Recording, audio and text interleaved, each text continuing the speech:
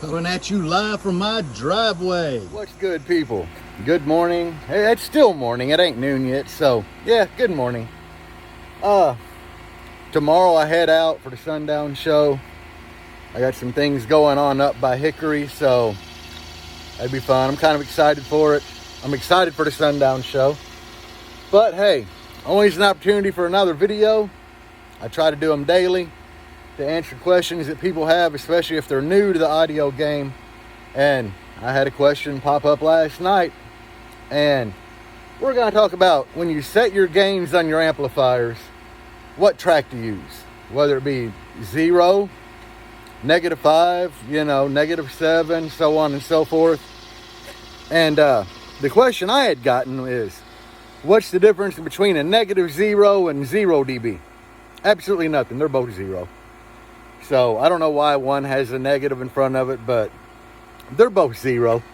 So with that out of the way, let's get into, tuning, gain setting, and kind of how all this affects everything. If you set it 0 and you play rebase music, or mostly, music off Apple Play or whatever, there's a very little chance that you're ever gonna clip.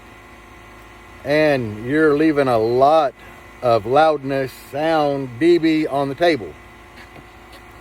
From all the research that I've done, all good rebasers, not all rebasers, all good rebasers that are worth anything, record beyond -5. And by that I mean like -6 dB, -6.5, -7. Some of them might even cut it close and go -5 dB. But that's the ballpark that all good rebasers stay in. And I've checked out music from a lot of rebasers, and when I put a track in and I can tell it's 0 dB, I delete that shit off my USB.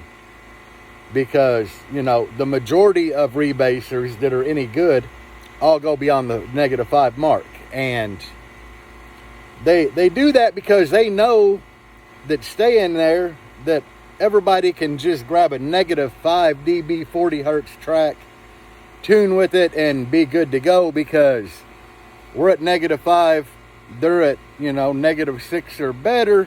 Therefore, got that 1 dB or more of safety net there.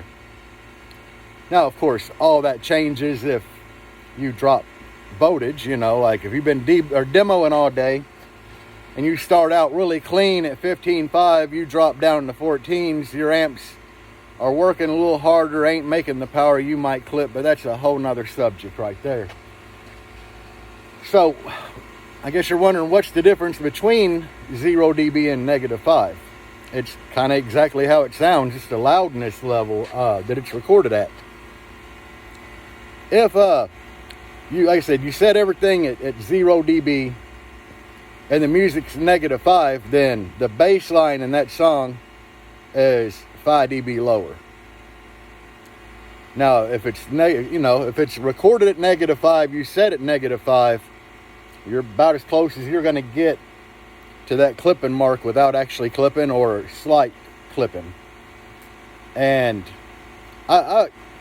what I do in the old shitbox here is, last year when I had the tar amps in here, I would set my gains on the amps with a 40 hertz tone, -5 dB.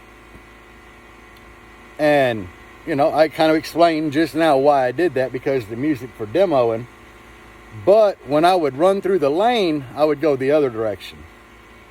I'm set at -5, so I would play a 0 dB tone to burp, and it would, it would introduce a lot of clipping, and it edged me up like an extra dB or so.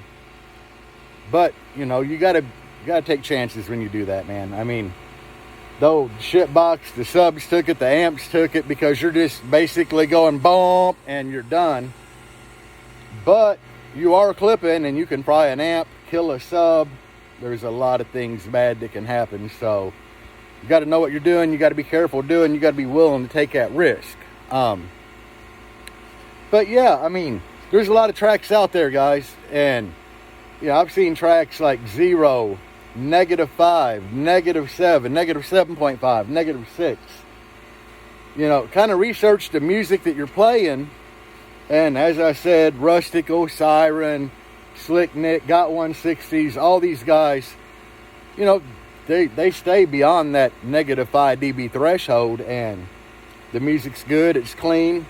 I've had no problems with it. So I hope this kind of answered some questions. I always recommend set at negative 5, because you're going to be louder than if you set at 0 dB or negative 0, which are the same. But negative 5 seems to be that sweet spot for me. Other people might have ways they do things. I don't knock it, man. Do what works for you. You know, like I said, I make videos for a lot of the new guys just getting into car audio that have these questions, and I try to answer them the best of my ability to help the little guys, you know. I was new into car audio once, and man, when I got in it, I wish there would have been an internet and YouTube so I could have learned shit. I had to learn shit the hard way, and I didn't do a lot of things right, and I messed a lot of stuff up. So my whole life in car audio has been trial or error until I actually built this thing. Because I think the last time I was in car audio, I competed back in 2007, and it just wasn't as good with knowledge out there as it is now. Now you can learn a lot from, you know, social media and everything. And when I did this shit, it's just like we had to learn ourselves amongst our group of friends. We were all trying new stuff and either succeeding, failing, or just coming out flat with it. But there's so much information out there now, and I have a little bit of information that I've gained over the years, and I'm still learning every day, guys. So I hope my videos help somebody. If you got better ways, throw it in the comments, man. Just throw me a comment for something.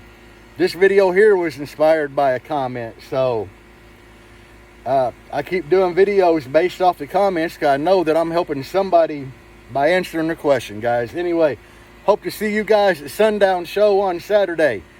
Everybody have a great day. Peace out and bass on.